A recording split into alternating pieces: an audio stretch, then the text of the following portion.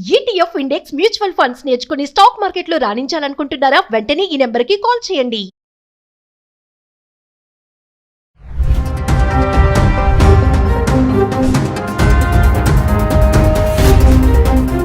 Hi hello నమస్తే, welcome back to Suman TV. Present మనతో పాటు ఉన్నారు chairman of national security studies UGC centre for human security studies founder and executive director Kanneganti Ramesh Babu గారు. నమస్తే sir. నమస్తే నవీన్ గారు. నమస్తే సార్, యుఎస్ఏలో ఇప్పుడు భారతీయుల్ని రికార్డు స్థాయిలో డిపోర్ట్ చేస్తున్నారు. అంటే ఇల్లీగల్ ఇమిగ్రెంట్స్ అందరినీ ఏరి పారేస్తున్నాడు అనుకోవచ్చు. ట్రంప్ స్టార్టింగ్ లో కూడా మనం అనుకున్నట్టు గత వీడియోలో మాట్లాడుకున్నాము, ఏదైతే ఇల్లీగల్ ఇమిగ్రెంట్స్ పైన సైన్ చేశారో. సో మరి కొత్తగా ఎందుకు ఇమీడియట్ గా రికార్డ్ స్థాయిలో ఎందుకు డిపోర్ట్ చేస్తున్నారంటే, రికార్డ్ స్థాయిలో అమెరికా నుంచి భారతీయుల్ని ఎందుకు వెనక్కి పంపించేస్తున్నారు? బలవంతంగా డిపోర్టేషన్ అనేది ఇంగ్లీష్ వర్డ్. తెలుగు వర్డ్ ఏంటంటే బలవంతంగా నిర్బంధించి గెంటేస్తున్నారా, తోసేయటం ఆ దేశం నుంచి వెనక్కి. మీరు మాకు వద్దు అని, వద్దు, you don't have any right to be on our land, just get lost. English లో అట్లా అంటారు వాళ్ళు ఎక్స్ప్రెషన్. ఎందుకు? రీజన్స్ ఏంటంటే, అంత మొదలు కొన్ని తప్పులు మనం చేస్తున్నాం. అంటే let's be very honest about it. ఆ తప్పులు ఇదివరకు అంత ముందులున్న ప్రభుత్వాలు, అమెరికాలో అంత ముందులున్న ప్రభుత్వాలు పట్టించుకోలేదు.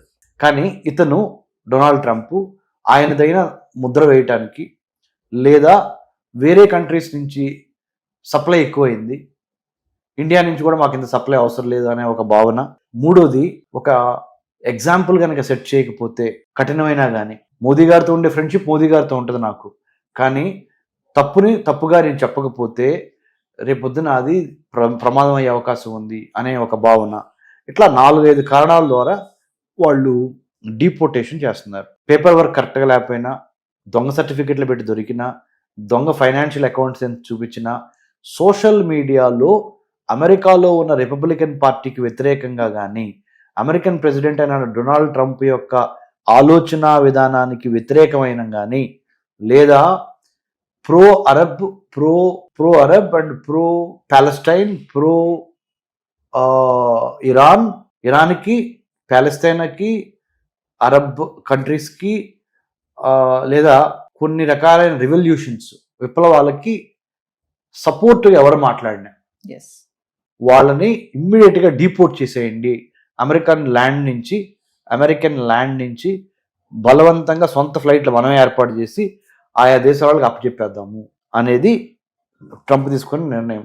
దాంట్లో భాగంగా భారతదేశానికి మునుపెన్నడూ లేనంతగా అమెరికన్ ఫస్ట్ ప్రెసిడెంట్ ఎవరు? 1789లో జార్జ్ వాషింగ్టన్. ఇండియాలో ఫస్ట్ ప్రెసిడెంట్ ఎవరు? 1947 తర్వాత మనకి 1950 వరకు, 1950 ముఖ్యంగా అంటే డాక్టర్ బాబు రాజేంద్ర ప్రసాద్ గారు.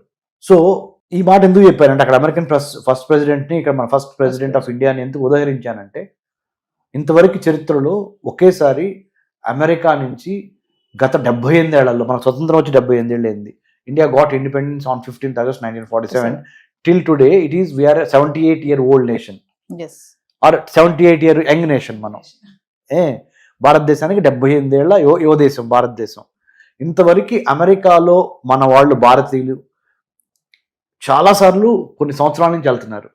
మరి ముఖ్యంగా 78 సంవత్సరాల్లో గట్టిగా సగం, అంటే 40 సంవత్సరాల నుంచి అమెరికాలో మన వాళ్ళు ఎక్కువ వెళ్తాం జరుగుతుంది. అంటే 1985 నుంచి ఇప్పుడు వరకు ఈ ఒక 25 ఏళ్ళు, అయ్యో 15 ఏళ్ళు, అంటే 40 ఏళ్ళు అమెరికా వెళ్తాం అనేది ఎక్కువైంది భారతీయులు.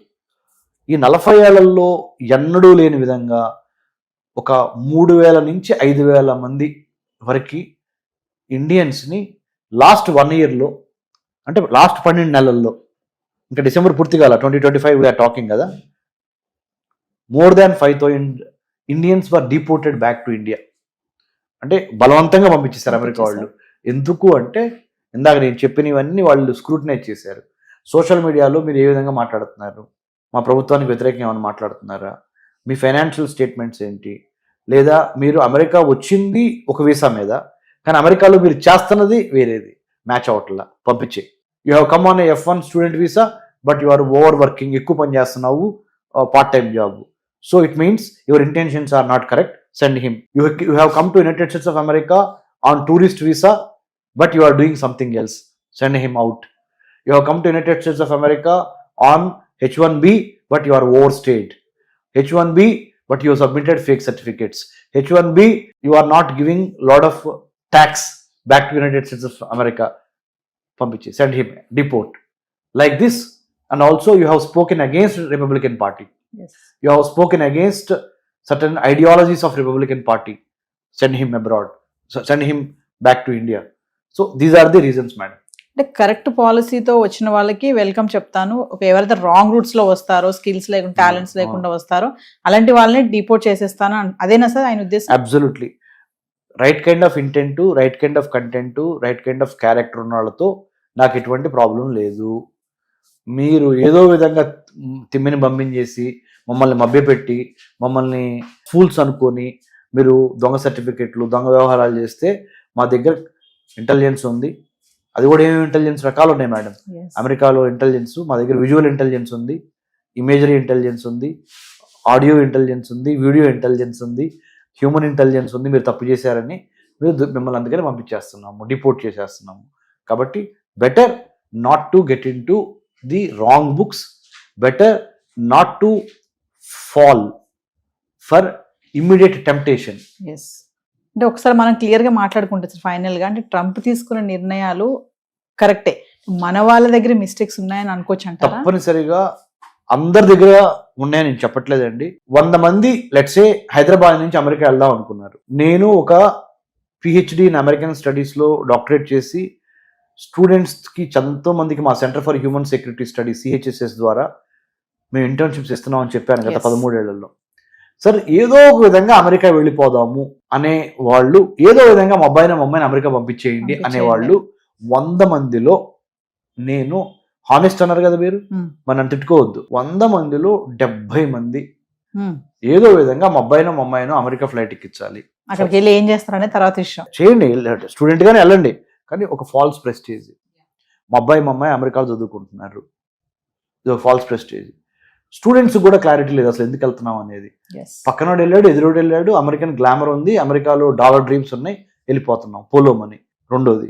మూడో కారణము దొంగ సర్టిఫికెట్లు, ఫైనాన్షియల్ చార్టెడ్ అకౌంటెంట్ ని ఆన్లైన్ మేనేజ్ చేసి, కంపెనీ సెక్రటరీలు మేనేజ్ చేసి, fake documents, fake bank statements, fake authorisations, 100కి 70 అని చెప్తాను, నేనే చెప్తున్నా. మీరు అడిగారు కదా హానెస్టీ. 30 మంది మాత్రమే right kind of intentions, right kind of content, right kind of mind సెట్తో వెళ్తున్నారు. సో మైండ్ సెట్లో మనం మార్చుకోవాల్సిన అవసరం ఉంది. ఎప్పుడైతే ఆ 70 ఇటుపడాలి అంటే right kind of mind set రావాలి. ఆ 30 ఇంకెడు తిరిగి ఎప్పుడైనా వెళ్ళి ఏదో ఒకటి అంటే. ఇంకోటి ఏంటంటే, మా దగ్గర మా పిల్లలు డబ్బు కొనేద్దాము, మా దగ్గర డబ్బు ఉంది, ఇన్వెస్ట్మెంట్ చేయగలము, నేను I wanted to send him for the social status. Please don't do that. If there is no requirement to send him abroad, don't send him abroad. Make your country great by giving and staying here. But at the same time, I am not saying you should not send your daughter or son to abroad. I am not saying that. Requirement unda, real necessity unda, real need unda. Student మా అబ్బాయిని మా అమ్మాయిని America పంపిస్తే, లేకపోతే వేరే కంట్రీస్కి పంపిస్తే, అక్కడ మైండ్ సెట్కి, అక్కడ కల్చర్కి, అక్కడ ఎడ్యుకేషన్ సిస్టమ్కి కావాల్సిన ప్రిపరేషన్ నేను చేశానా చేయలేదా? అంటే శాంతి సమయంలోనే యుద్ధానికి ప్రిపేర్ అవ్వాలి కదా, శాంతి సమయంలోనే యుద్ధానికి సన్నద్ధం కావాలి. యుద్ధం వచ్చినప్పుడు కత్తిపెట్టుకొని యుద్ధం చేయాలా అంటే చేయలేరు. కాబట్టి ప్రాపర్ ఓరియంటేషన్ ఇచ్చి, ప్రాపర్ గైడెన్స్ ఇచ్చి, proper discipline, determination and values చాలా important madam. In the age of artificial intelligence values important. Values అంటే ఏంటి?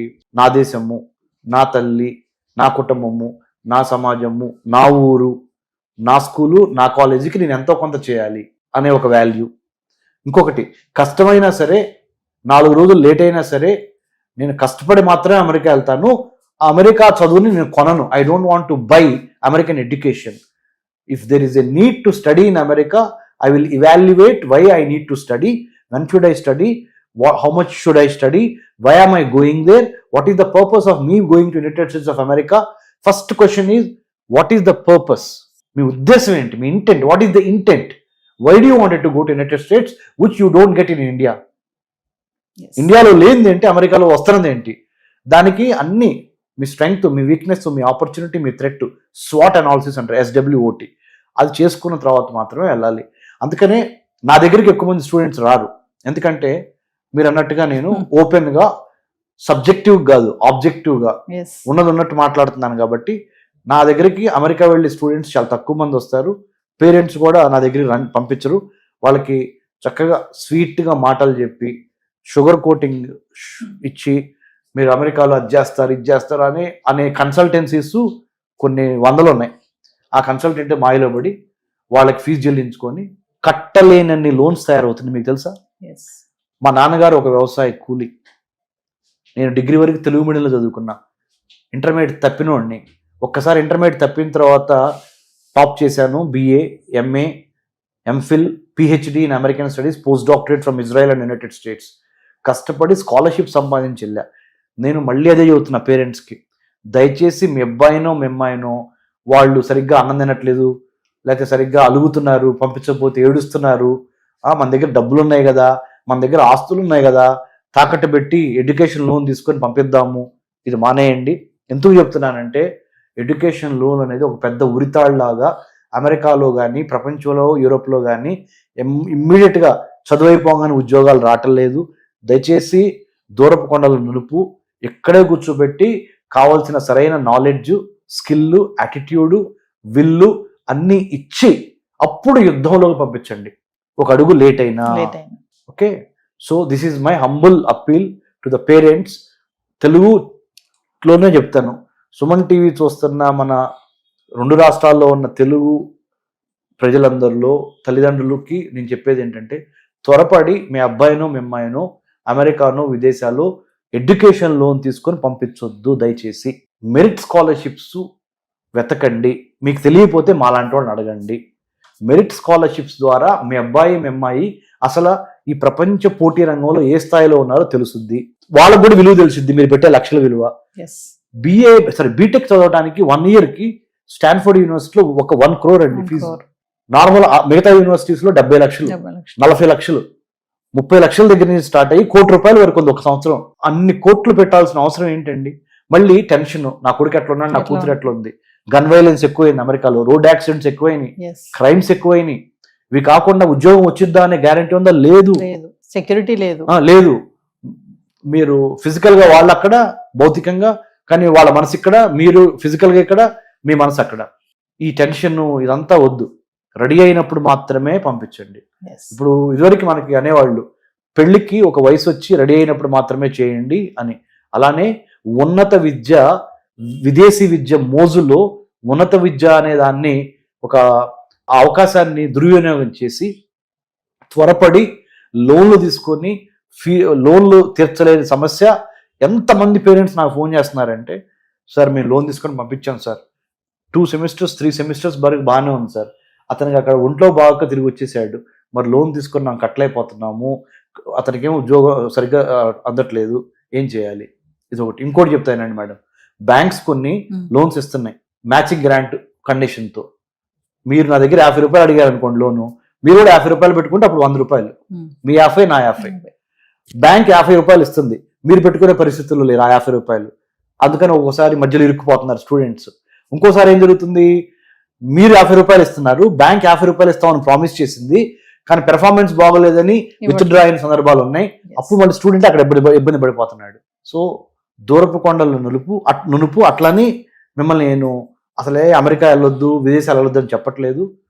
కష్టపడి కడుపులో కసితో చదువుకొని టాలెంట్తో స్కాలర్షిప్ కొట్టి వెళ్ళటానికి నెంబర్ 1 ప్రయారిటీ ఇవ్వండి. Not education loan, not mortgaged assets. Thank you Naveen గారు. జై హింద్.